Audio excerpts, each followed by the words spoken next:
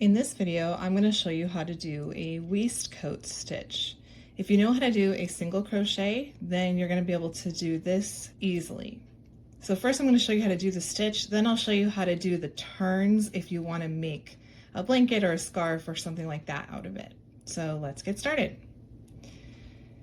First off, the difference between this stitch, the waistcoat stitch, and a single crochet is where you put your hook into your work. So if you're doing a single crochet, my next step would be to put my hook right here. But instead for the waistcoat stitch, I'm going to put my hook through right here.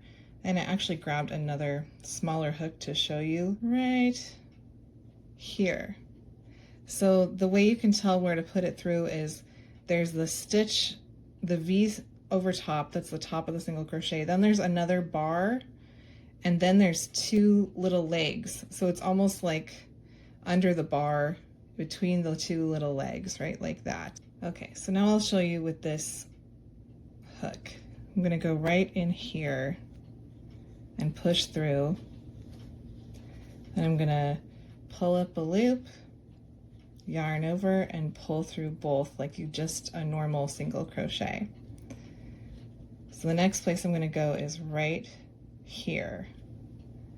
So this is called going through the post of the single crochet, and as you can see, sometimes you have to work it a little bit. Sometimes they go through easy, and sometimes you have to do a little finagling to get it through there. So one tip I would give with this is to use a bigger hook than normal. See, that one went through super easy. So that's what I'm finding is kind of, sometimes you hit it, sometimes you don't. And this is a size J 6mm hook. Normally when I'm using worsted weight yarn like this, I would use a H. That's my favorite size hook for this. So this is actually 2 sizes bigger, and I'm finding that's easier. The other thing I would suggest is getting a pointier hook than this. I don't have one right now. If I was gonna make a whole big blanket out of this stitch or something, I would certainly invest in a higher or a pointier hook, because it would make stabbing through that post a lot easier and faster. Okay, so that's the stitch. Now I'm going to show you how to turn if you want to work up a swatch like this to practice, or you could use this turn to make a blanket or a scarf or anything square.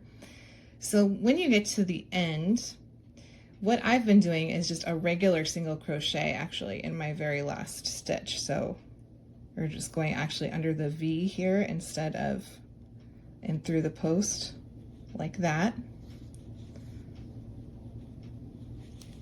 And then chain 1. Then you're going to flip over your work, and it looks a little wonky, but that's okay. It's going to look better in a second. So I'm going to go in under that single crochet I just did and do another single crochet, just a regular one, not a waistcoat stitch.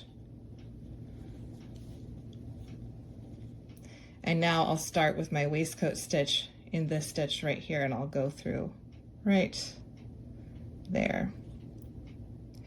So that's what I would suggest for turning. There's probably other ways to do it, but I'm finding that's working well. So you're actually doing 1 single crochet and a 1 chained turn on each end, and then the waistcoat stitch in between. So for this swatch, if you want to do a practice swatch like this, you can do 1 single crochet, 10 waistcoat, and 1 single crochet. That's what this pattern is. So if you want to practice, this is a great way to get good at it before you try and tackle a bigger project. So thank you for watching this video, and if you like these crochet tutorials, please subscribe.